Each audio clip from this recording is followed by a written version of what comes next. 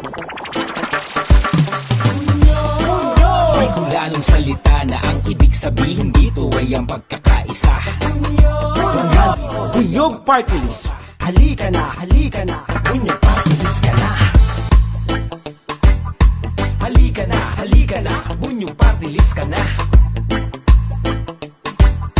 Halika na, Bunyog Party List ka na. Bunyog Party List.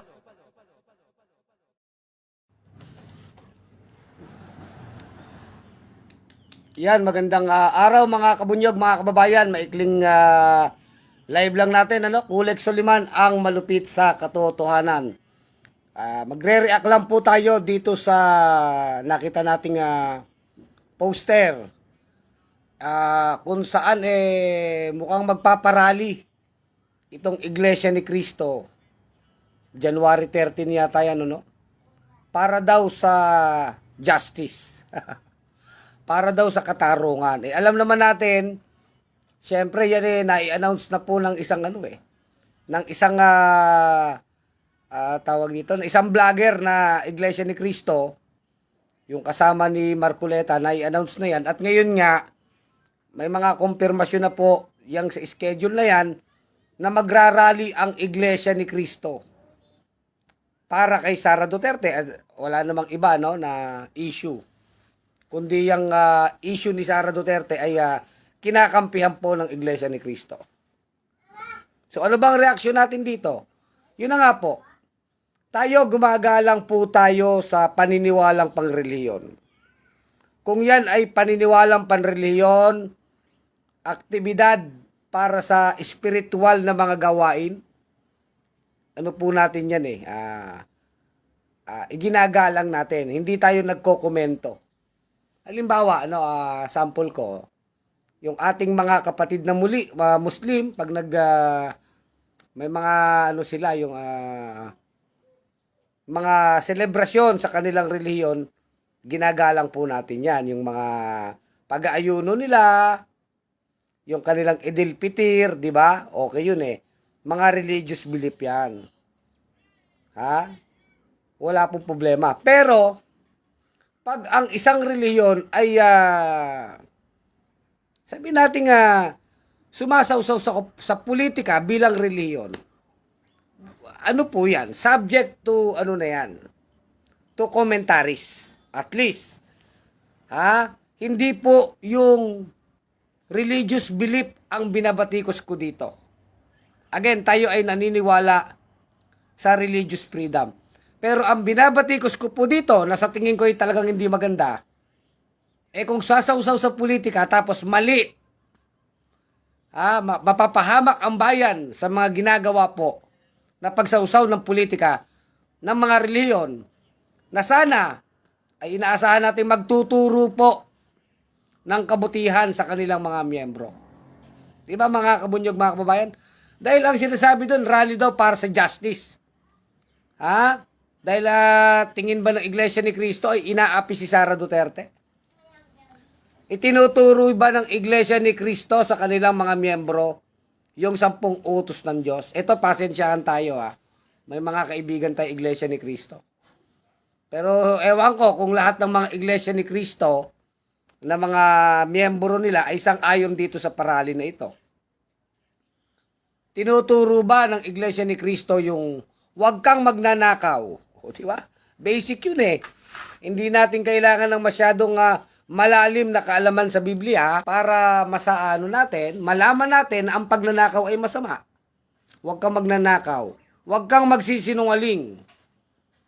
Kasi magkapatid ang sinungaling at magnanakaw At ano ba ang ginawa ni Sara Duterte? Di ba malinaw na ang ginawa ni Sara Duterte ay pagnanakaw sa pera ng bayan? Di ba't napakaliwanag na ang ginawa ni Sara Duterte ay nameki siya ng mga resibo para pagtakpan po yung pagwawaldas niya o sabi natin pagbubulsa sa daang-daang milyon na pera ng bayan na dapat sana inilalaan para sa kabutihan ng mamamayan. Maliwanag po ang mga ebidensya. Nagtataka tayo, bakit ang relihiyon, itong sekta na kagaya ng Iglesia ni Cristo, ay magrarally para sa magnanakaw? Di wala kayong pinagkaiba doon nung unang panahon sa Biblia, nung pinapili yung mga tao, si Kristo o si Barabas, ang pinili nilang palayain at ipagtanggol ay ang magnanakaw na si Barabas. Alam nyo, magpapasko pa naman, ano. Sa bagay, ang Pasko naman talaga ay katotohanan yan eh. Si Jesus ay katotohanan. Si Kristo ay katotohanan. Kaya tayo nagsasabi ng totoo.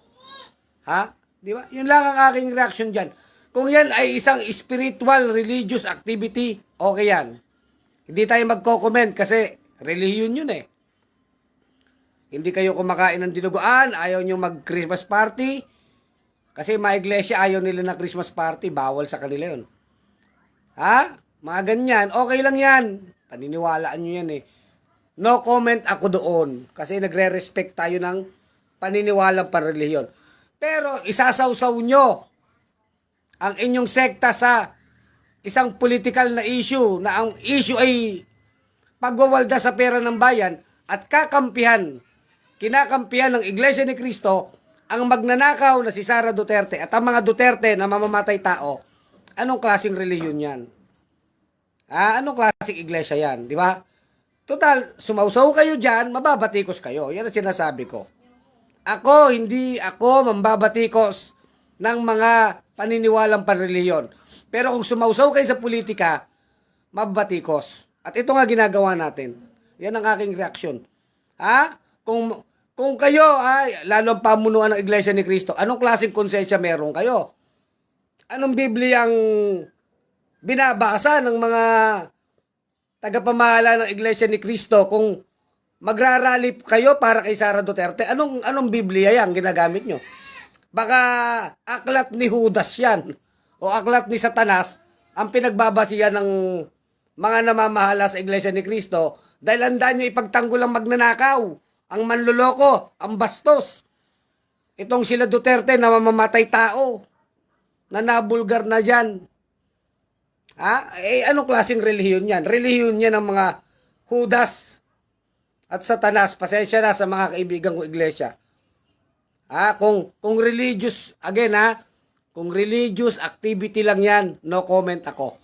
Pero sumausaw kayo sa politika, pasensyahan. Pasensyahan tayo. Total, pagtatanggol nyo si Sara Duterte magnanakaw, si Rodrigo Duterte na mamamatay tao, ano tayo dito? Talagang hindi tayo magkakaisa. Walang pagkakaisa. Kasi hindi pwedeng magkaisa ang masama at mabuti. Hindi pwedeng magkaisa ang sinungaling at katotohanan. Ang mga kasinungalingan at katotohanan, hindi pwedeng magsama yan. Kaya, pasensyahan.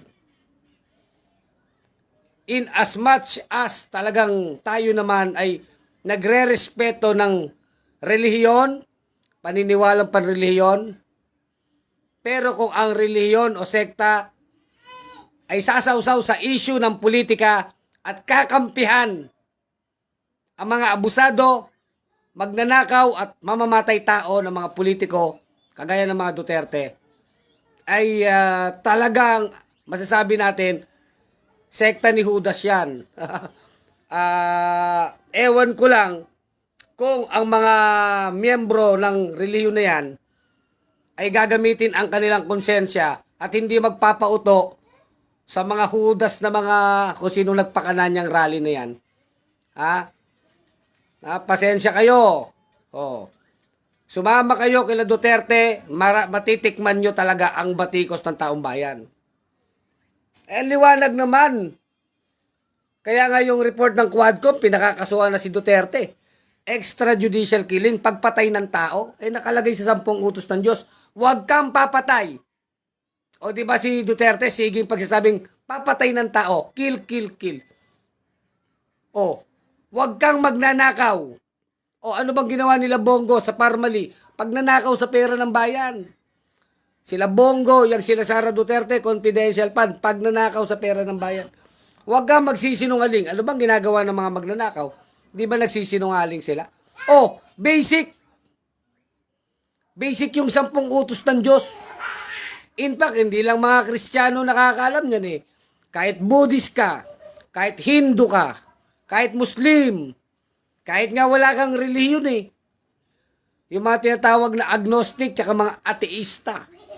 Walang relihiyon yan. Pero maliwanag sa ating lahat, ang pagpatay ng tao, ang pagnanakaw, ang pagsasabi ng hindi katotohanan, ang pagsisinungaling, ay masama. Oh, so anong Biblia ang ginagamit na basihan ng Iglesia ni Cristo para kampihan ang mga Duterte?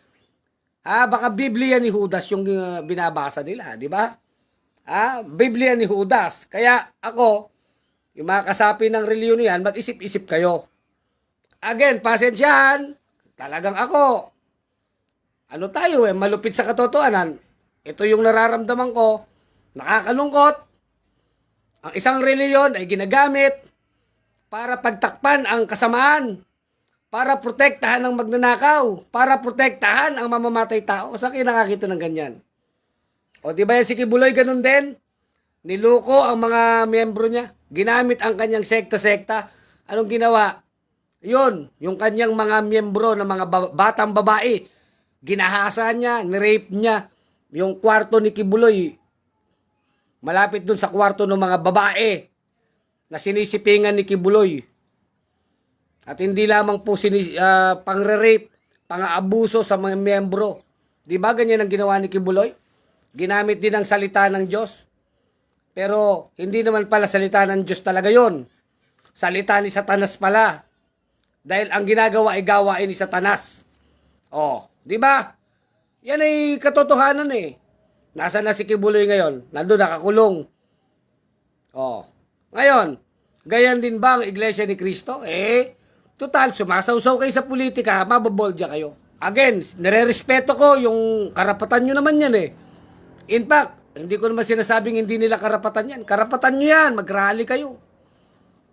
Mag-rally kayo para kay Sara Duterte, karapatan nyo yan. Kaya sinasabi ko din, karapatan din natin batikusin itong Judas na sekta na ito. Di ba? Mga Judas. Kasi tagapagtanggol kayo ng magnanakaw at mamamatay tao, hindi si Kristo ang pinaniniwalaan nyo, kundi si Lucifer.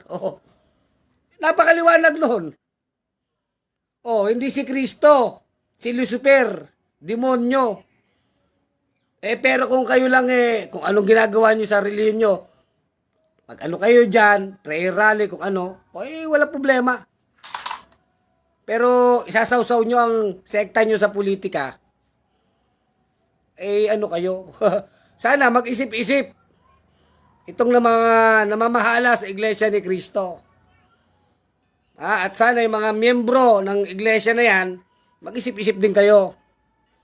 Papayagan ko ba ang aking sarili na gamitin ng sekta na iyan para ako ay ipagtanggol ko ang magnanakaw, ang killer at abusado ng mga Duterte? Ang liwaliwanag ng ebidensya, di ba mga kabunyog, mga kababayan? Kibuloy Devil, sabi ni Lenny Di Paro. Sekta, Francisco Antonio Mabunga. Eric De La Cruz, impluensya ang gusto ng INC, kaya yung mga corrupt na leader, at politiko ang gusto. Di ba? Kaldagan natin. Sumasawsaw sa politika, di kaldagan. Kasi yan ang consequence ng pakikisawsaw sa politika, di ba? Hindi ko naman sinasabi na ang reliyon walang karapatang sumawsaw sa politika. Meron yan. Pero sinasabi natin, sana yung sa tama naman. Yung sa tama. Kumampi naman sa tama at katotohanan at mabuti. Pero kakampihan, justice daw for Justice for Duterte ba? Ganun ba? Anak ng pitong talaga. Anak ng pitong demonyo naman. Wala na kayong pinagkaiba kay Kibuloy pagka ganyan. Diba yung Kibuloy, mga sekta ni Kibuloy na yan. Yung kulto ni Kibuloy, rally-rally din yan. Ngayon, ito naman Iglesia ni Cristo. Diba? Sausaw suka, sabi ni Francisco Antonio Mabunga. Freddy de Alca, malaki siguro ibinayad ni Inday Lustay sa INC. Ruben de la Puente, kabunyog, wag mo tawagin mga Judas, INC rin ako, pero di ako pumapabor sa kanila. Pasensya ka na, Kabunyog Ruben de la Puente. Pero bakit yung kung INC ka, yan ay tanong mo rin sa inyong namamahala. Bakit bakit nyo ginagamit tong reliyon kami? Kayo na mga miyembro, pagraralihin kayo, hahawak kayo ng placard, sisigaw kayo, para ipagtanggol si Sara Duterte. Bakit? Dapat siguro, Kabunyog, itanong mo yan sa yung pamamahala. Kaya ako sinabing Iglesia ni Judas. Dahil kung matino kang reliyon, hindi mo ipagtatanggol ang magnanakaw at mamamatay tao. Siguro, time to surihin nyo ang inyong konsensya. Kung matinong reliyon to, bakit to nagtatanggol sa magnanakaw at mamamatay tao? Nagpapagamit. Dahil alam nilang palubog na yung mga Duterte, inililigtas nila. Bakit? Gusto nyo bang maging presidente pa si Sara Duterte? Naniniwala ba sila kay Sara Duterte, kay Rodrigo Duterte? Yung pinatay na tao libo-libo. Di ba ang daming atraso, ang daming kasalanan sa bayan? Di ba mga Kabunyog, mga kabayan? Kasi pasensya na. Again, kung spiritual belief lang ng Iglesia ni Cristo yan, any spiritual belief nyo, nire-respeto ko yun. Sabi ko nga, hindi naman sila kumakain ng dinuguan. Okay, ako wala akong comment. Hindi sila nagpapasko. Okay yun. Ano pa bang mga paniniwala ng isang reliyon? Mga reliyon may kanya-kanyang paniniwala. Di respeto natin. Pero pag sausaw politika na at nagtatanggol ng politiko magnanakaw at mamamatay tao, ibang usapan yan. Lagpas yan sa reliyon, pasensyahan. Masakit yan. Masakit yan po. Kaya dapat yung mga Iglesia ni Cristo na mga miyembro, itanong nyo, bakit nga ba tayo sumusuporta dito sa magnanakaw at killer na mga Judas na Duterte na to? Ano ang basyan ninyo? Nagbabasa naman tayo ng Biblia. Anong basyan ninyo para suportahan ito? Ang daming pwedeng gagawin na mas mabuti. Bakit ang pagsuporta kay Sara Duterte pa? Mayroon naman mga abogado yan. Bakit kailangan? Yun ang itanong ng mga miyembro sa kanilang sekta. Di ba? Itanong nyo yan. Suriin na natin ang ating konsensya. Dahil ang tama at ang tao may kakayahan yan. Magsuri ng tama at mali. Bakit? Nadidiktahan ba ang konsensya ng tao? Dahil sinasabi ni pastor, o sinasabi na po ng ministro nyo, ganito, ay yun ang tama? Hindi. Alam mo namang mali. O diba si Duterte, minura-mura niya ng Diyos? Nilait ni Duterte ang Diyos? Kahit nga hindi ka reliyoso, alam mong mali yun kaya pasensya sa mga kapatid nating Iglesia ni Cristo. Nakakalungkot yan, pero sinausawan lang nyo sekta nyo talagang mahagupit kayo dyan. Diba? Yun yan reliyon, politika. Diba? May ebidensya, puro ka lang daldal. Sabi ni Elnor anong ebidensya pang kinakana mo? Peking resibo na nga, hindi pa ebidensya. Hindi pa ba ebidensya yung peking resibo ni Sara Duterte? Yung mga katarantador ng mga pangalan sa resibo, yung mga Mary Grace Piatos, binaboy nila Binaboy nila ang proseso. Ginawa lang pinaglalaruan ng batas. Meron pang mga Piatos, may mga Nova, iba mga pangalan ng chichirya ang inilagay sa resibo. Binaboy ang proseso, binabastos. Ganon sila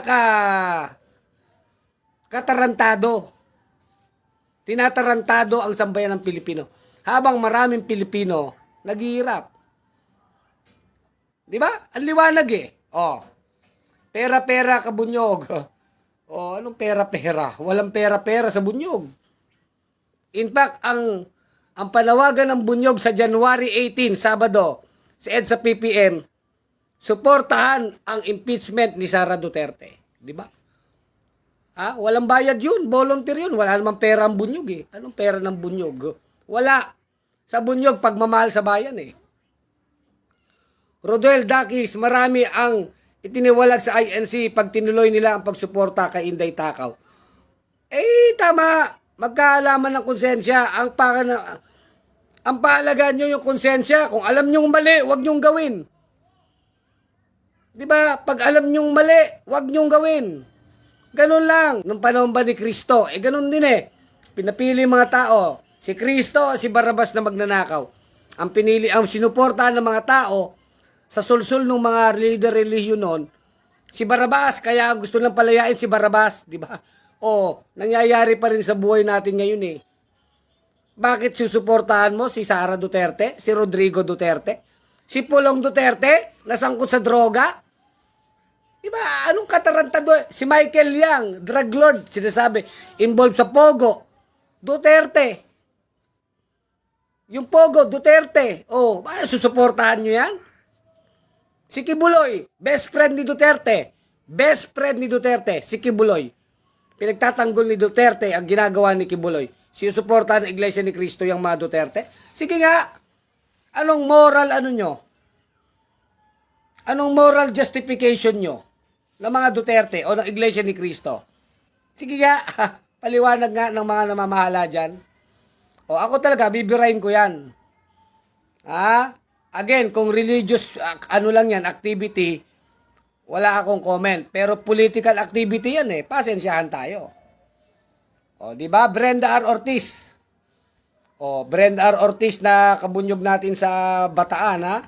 Diyan sa Abukay, Owe Redistar. Pag sinisingil ng buwis, may separation ang church and state daw. Ha ha ha. Sabi ni ni Owen, Ronald RTV. Nanonood. Teka, hindi ko na mabilis kasi yung magpapasko na, pero alam nyo naman wala naman tayong pinipili kay Pasko, kay Bagong Taon. Kung totoo ang ating sinasabi, sasabihin natin yan. Di ba mga kabunyog? Ang Pasko pagsilang ng tagapagligtas. Si Kristo ang katotohanan, di ba? Si Kristo ang katotohanan, ang buhay. Di ba? He is the truth. Siya ang katotohanan, ang daan at ang buhay. Ibig sabihin, kaya tayo nagsasabing totoo. Di ba? At hindi naman natin sasabihin na abay igalang natin itong Iglesia ni Cristo kasi paniniwala nila. Teka lang, ibang klase yan. Sumusuporta ka sa magnanakaw at sa abusado at sa mamamatay tao? Tapos igagalang? Mukhang yata yun Sablay yun sa Biblia hindi ako expert sa Biblia Pero ang alam ko sa Biblia na madaling intindihin, 10 utos ng Diyos. Huwag kang magsisinungaling. Huwag kang magnanakaw. Huwag kang papatay ng tao. Ang liwanag. Wala na, hindi ko na sasabihin yung mga sitas-sitas sa Biblia, anong verse yan. Huwag kang papatay, huwag kang magsisinungaling, huwag kang magnanakaw. Anong Biblia ang ginagamit ng Iglesia ni Cristo kung ganon? Baka aklat ni Judas. Yun, di ba? Ano lang yan, basic. Monding Quintana, banatan mo, Sir Kuleg, salamat. Again, yung ibang paniniwalang panreliyon ng Iglesia ni Cristo ay ginagalang ko. Wala akong comment doon. Ito lang political activity nila. Political activity. Sumausaw kayo sa politika,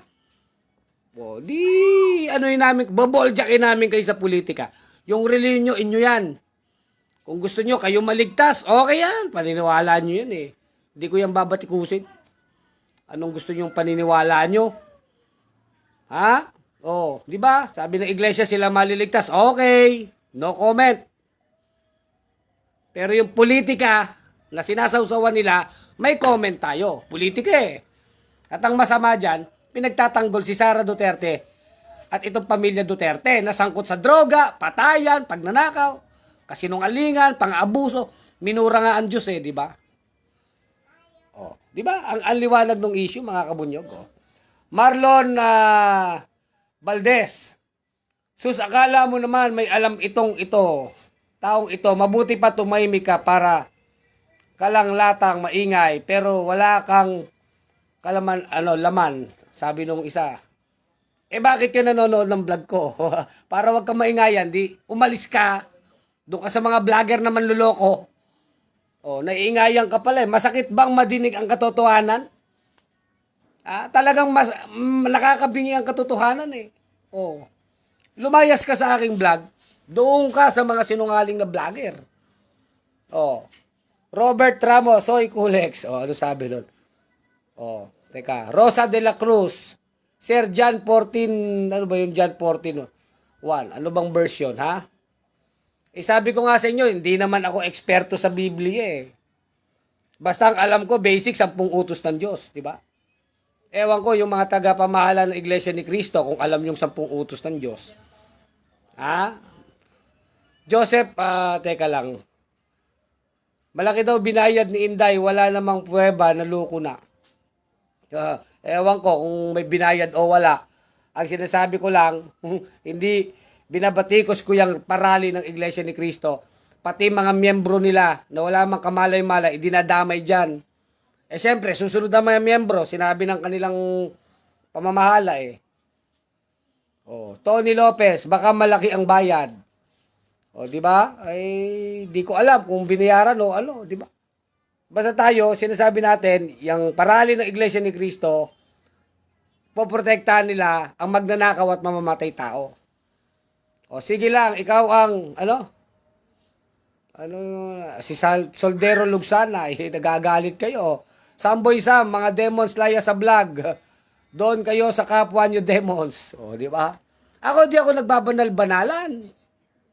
Hindi rin ako bait-baitan dito. Sinasabi ko lang, isa kang relihiyon, nagtuturo ka ng mga aral sa Biblia, tapos susuporta ka sa magnanakaw at mamamatay tao? Paano mo i-connect? Paano mo i-connect? Walang koneksyon. Biblia ginagamit mo tapos, di ba dapat kahit papano ang ituturo nila sa miyembro, dapat magsabi ng katotohanan, maging tapat sa paggastos ng bayan. Di ba? Paggastos sa pera ng bayan, maging tapat. Kung ano ang totoo, ilitaw natin. Pahalagahan ang buhay ng tao. Di ba dapat ganun ang tinuturo, basically? Ako, di naman nga ako Bible expert, ha? Hindi ko masabi ang mga sitas ng Biblia, pero basically, ganun yun eh. Tapos susuporta ka dyan sa magnanakaw na Sara Duterte na yan. Impeach Sara, sabi ni Francisco Mabunga, di ba? January 18 po tayo, magkita-kita. Kung mayroong parali sa January 13 ang Iglesia ni Cristo, tayo naman may parali tayo sa January 18. Di ba? Jules Ochabs, inggit lang yon sa inyo, Sir Kulex. Hayaan natin mainggit yung mga yan, Shirley Blanco, good evening, Sir Kulex. Hello po, Ma'am Shirley Blanco. Kamusta na po kayo dyan, ha, mga kabunyog? Ma'am Shirley Blanco ng Australia, Merry Christmas, And a Happy New Year. Pasko ng katotohanan tayo. Bagong taon ng kabutihan at pagmamahal sa bayan. Yan ang mensahe natin eh. Ang Pasko, katotohanan yan. Bobby Villaruel, electoral business nila yan. Sanay sila black voting, sabi ni Bobby Villaruel. Nga, gano'n ang mga iglesia, di ba? Sabi nila, pagkakaisa daw yun eh. Kung anong sinabi nung taas, yun ang iboboto nila. Black voting nga sila dyan eh, di ba? Kaya paborito din ng mga politiko yung iglesia. Kasi alam nila kung bumoto, iisa. Owen Santos, mag-rally kayo dyan. Diyan kayo magsaya, ipagtanggol nyo ang kriminal at agilang matakaw sa pera ng bayan. Pwe. Sabi ni Owen Santos. Shirley Blanco, Merry Christmas. Louis Abapo Gonzales, impeachment lang talaga ang magpapalaya sa bansa.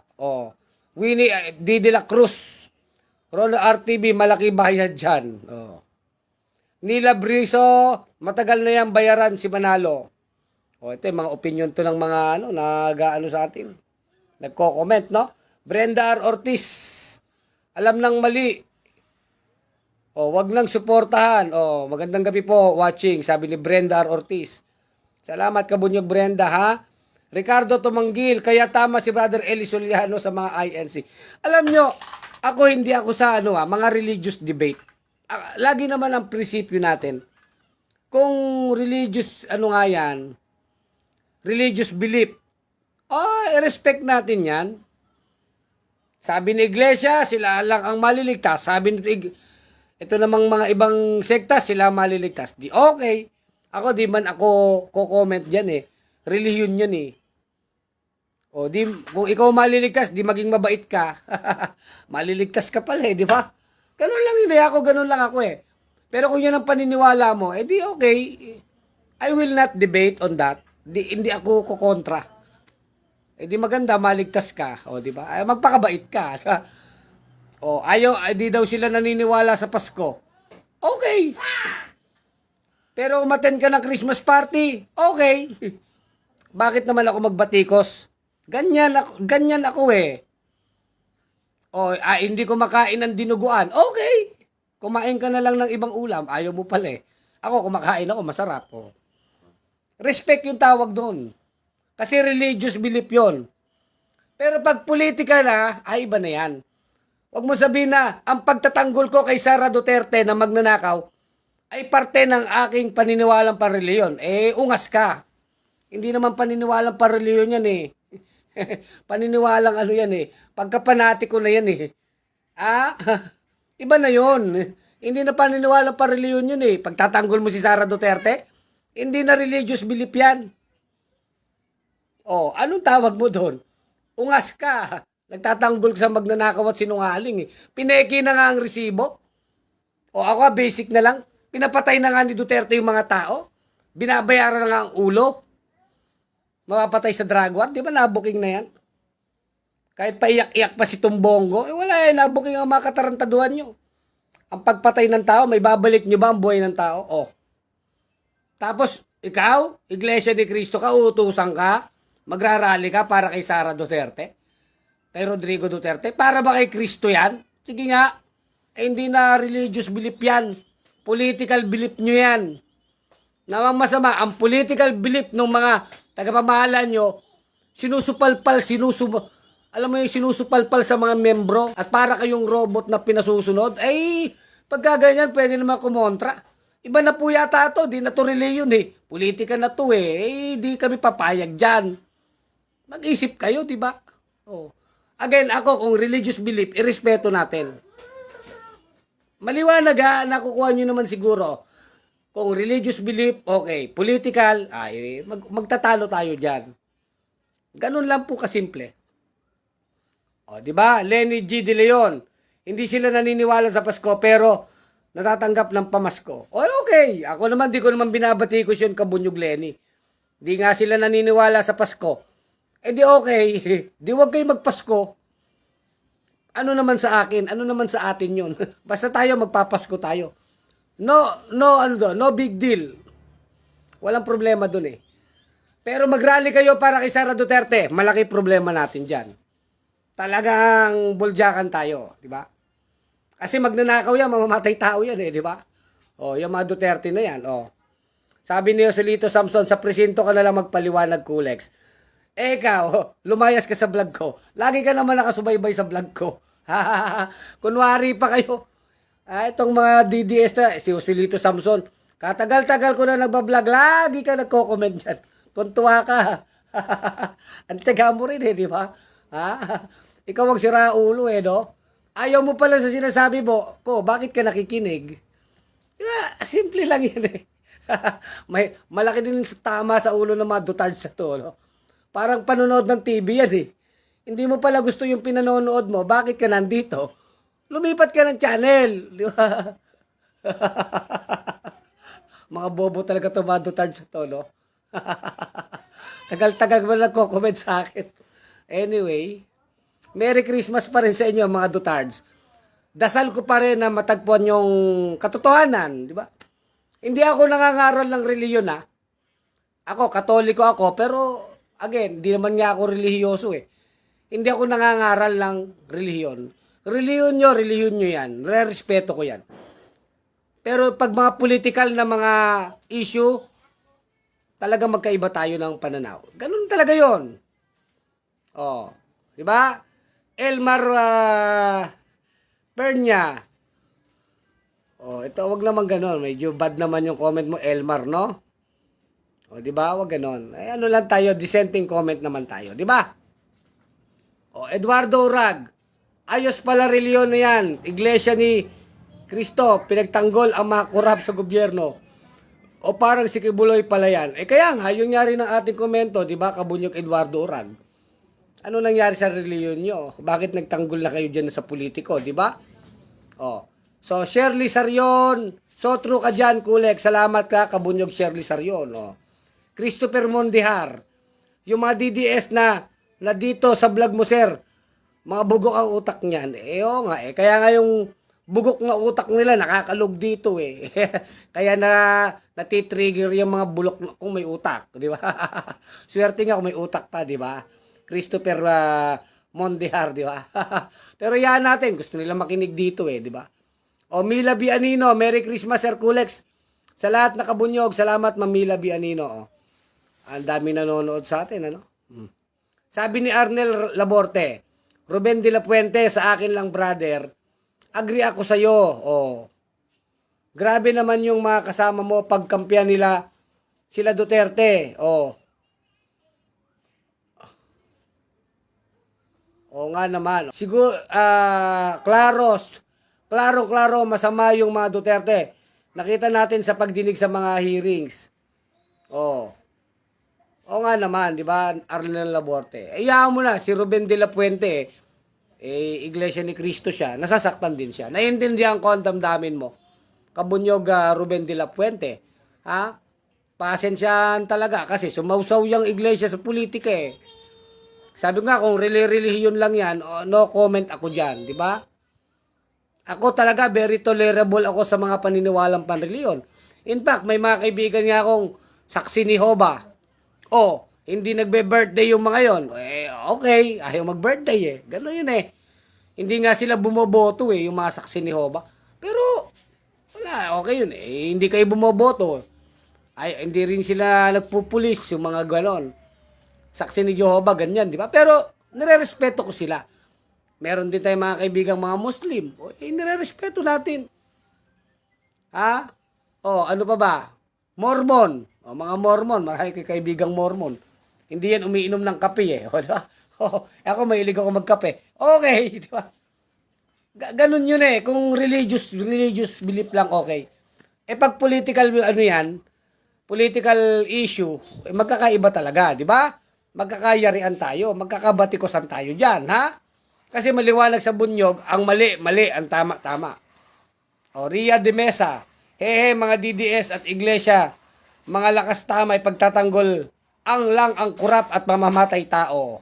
Di ba? June Bongat, akala ko ba matalino kulto na yan? Bakit kumakampi sa tiwali? Sabi ni June Bongat. Ang gaganda na mga comment nyo.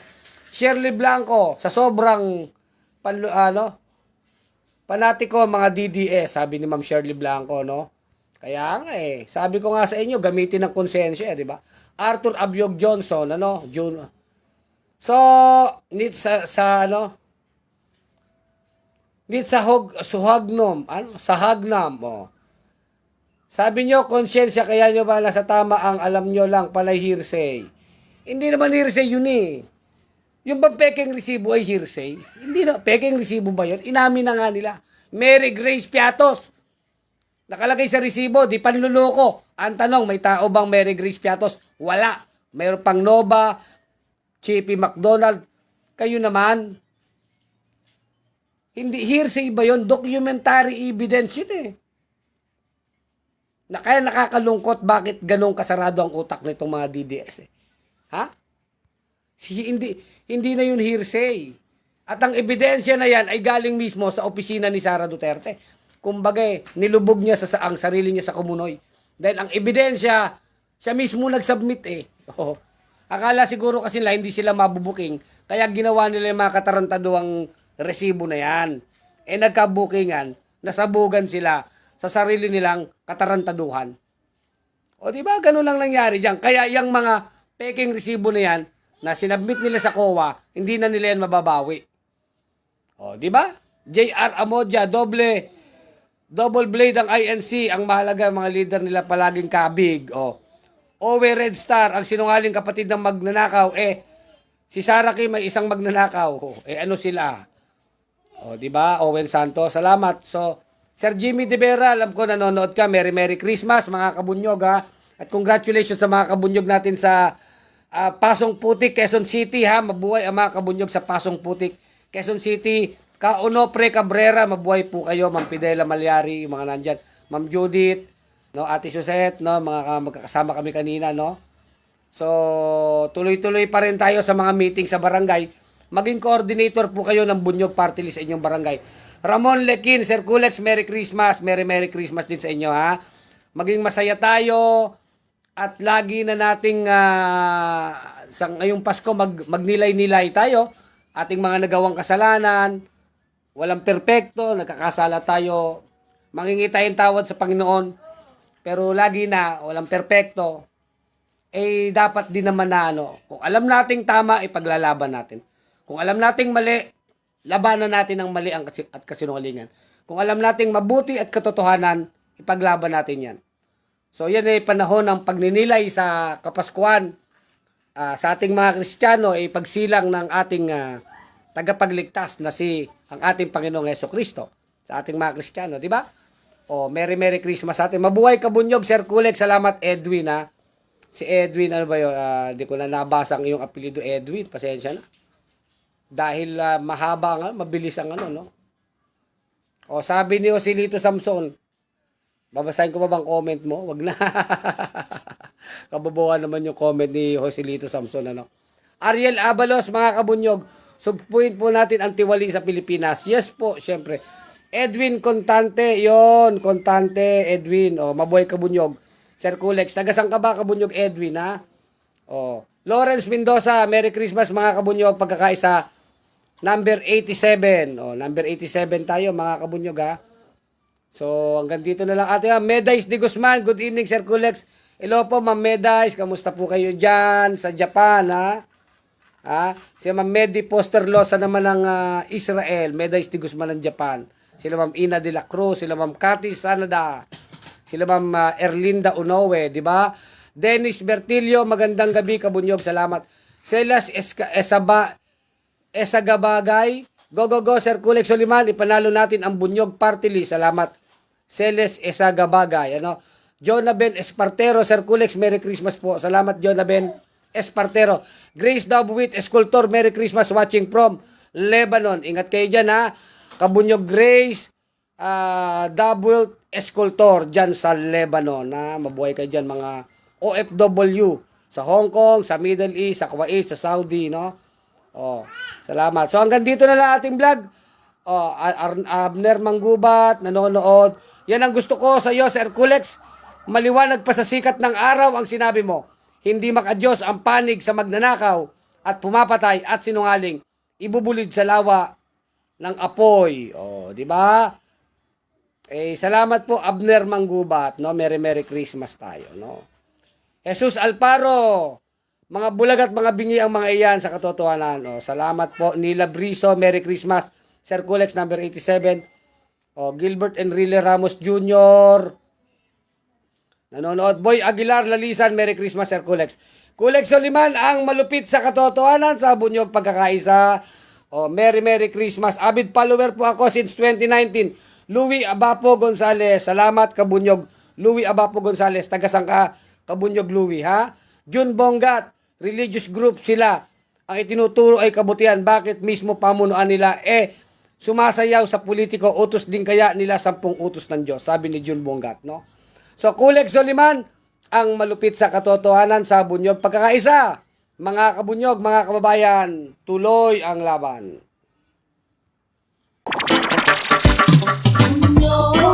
May hulanong salita na ang ibig sabihin dito ay ang pagkakaisa. Bunyog Party List. Halika na, Bunyog Party List ka na. Halika na, Bunyog Party List ka na. Sa susunod, ang atinang suportahan, Bunyog Party List, nagtataguyod ng katotohanan, lumalaban para sa bayan.